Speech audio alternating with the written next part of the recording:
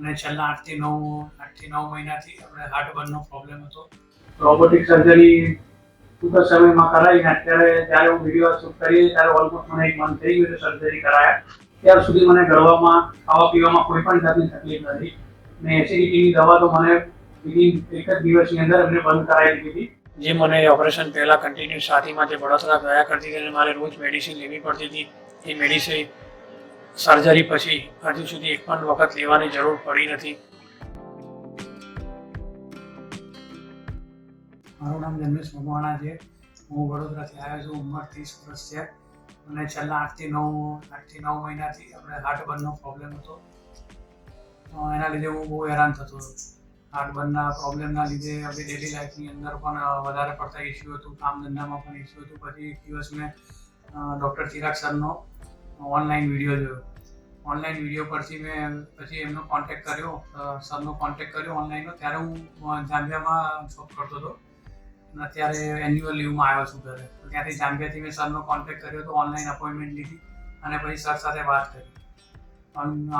એ 8 થી 9 મહિના સુધી મેં એમની દવા પણ લીધી, પણ દવા ખાઈ ત્યાં સુધી બધું સારું રહેતું હતું. જેવી દવા આપણે બંધ કરીએ, એ દવા બંધ કર્યા પછી પાછું હાર્ટ બર્નનો પ્રોબ્લેમ ચાલુ હતો. તો સરે મને એડવાઇસ કર્યું કે તમારે 24 અવર્સ પીએચ મેનોમેટ્રી અને 24 અવર્સ પીએચ સ્ટડી કરાવવી પડશે.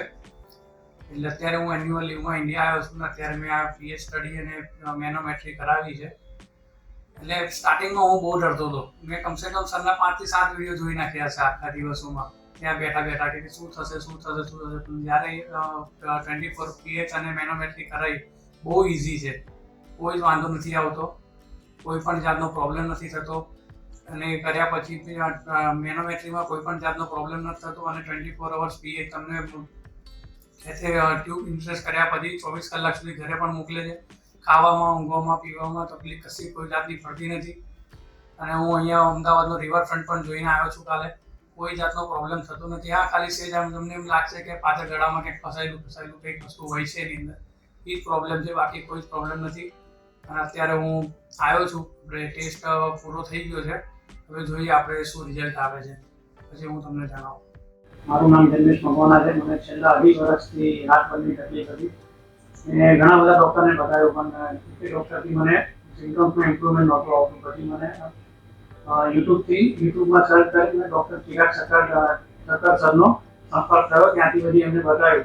એમને નેસેસરી બધા ટેસ્ટ કર્યા, 24 અવર્સ પીએચ, મેટ્રોમની બધા ટેસ્ટ કરી અને એમાં ટેસ્ટની અંદર ડાયગ્નોઝ કર્યું કે મને જીઆરડીનો પ્રોબ્લેમ છે.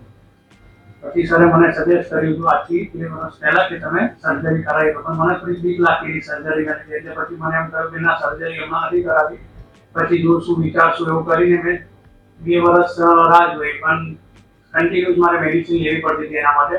જેવી આપણે મેડિસિન બંધ કરતા એવી આપણને હાર્ટ બર્નની તકલીફ પાછી ચાલુ થઈ જતી. પછી અમે નક્કી કરીને વિચાર્યું કે ના, હવે આપણે સર્જરી તરફ ઓપ્શનમાં જઈએ. તો પાછો અમે ડૉક્ટર ચિરાગ સરના ત્યાં આવ્યા. 2 વર્ષ પછી પાછું બતાવ્યું તો ચિરાગ સરના ત્યાં મેં પાછું સજેસ્ટ કર્યું કે આનો ઓપ્શન સર્જરી છે. સર્જરી નહીં કરો તો દવા તમારે લાઈફ ટાઈમ લેવી પડશે એવી રીતે. પછી સરે અમે નક્કી કર્યું કે ના, હવે આપણે આ તકલીફમાંથી મુક્ત થવા માટે કરાવી દઈએ આપણે સર્જરી. તો પછી અમે સરે કીધું કે આના માટે લેપ્રોસ્કોપી સર્જરી વધારે સારો ઓપ્શન છે, એ કરાવી દે એમાં. અને એનાથી બી એક ઇમ્પ્રુવમેન્ટ હોય રોબોટિક સર્જરી છે. એમાં અમને 2 ઓપ્શન આપેલા સરે, એ કરાવી હોય તમારે. પછી અમે વિચાર્યું કે ના, એક નવી ટેકનોલોજી આવી છે તેની સાથે જઈએ તો રોબોટિક સર્જરી કરાવી. રોબોટિક સર્જરી ટૂંક જ સમયમાં કરાવીને અત્યારે જ્યારે હું વિડીયો શૂટ કરીએ ત્યારે ઓલમોસ્ટ મને 1 મંથ થઈ ગયું છે સર્જરી કરાયા. અને અત્યારે સર્જરી દરમિયાન કોઈ પણ જાતની તકલીફ નથી થઈ. આફ્ટર સર્જરી પણ મને તરત જ બધીને વિધિન 6 અવર્સની અંદર મેં પાણી પીધું અને જમવાની સાથે સૂપ ને બધું સાથે આપ્યું. પણ પહેલા જ દિવસથી મને ગળવામાં કોઈ પણ જાતની તકલીફ નથી થઈ. આજે ઓલમોસ્ટ 1 મહિનો થઈ ગયો છે. ત્યાર સુધી મને ગળવામાં, ખાવા પીવામાં કોઈ પણ જાતની તકલીફ નથી. અને એસિડિટીની દવા તો મને વિધિન 1 જ દિવસની અંદર એમને બંધ કરાવી દીધી હતી. સરે કીધું હતું કે હવે તમારે આની જરૂર નથી. અત્યારે ઓલમોસ્ટ 1 મંથ થઈ ગયો છે પણ મને એક વખત એવું ફીલ નથી થયું કે મને કોઈ એસિડિટી કે હાર્ટ બર્નની સમસ્યા ઊભી થઈ હોય. અને જ્યારે પણ આ તકલીફ હતી ત્યારે મને સ્ટ્રેસ ખાસો રહેતો હતો.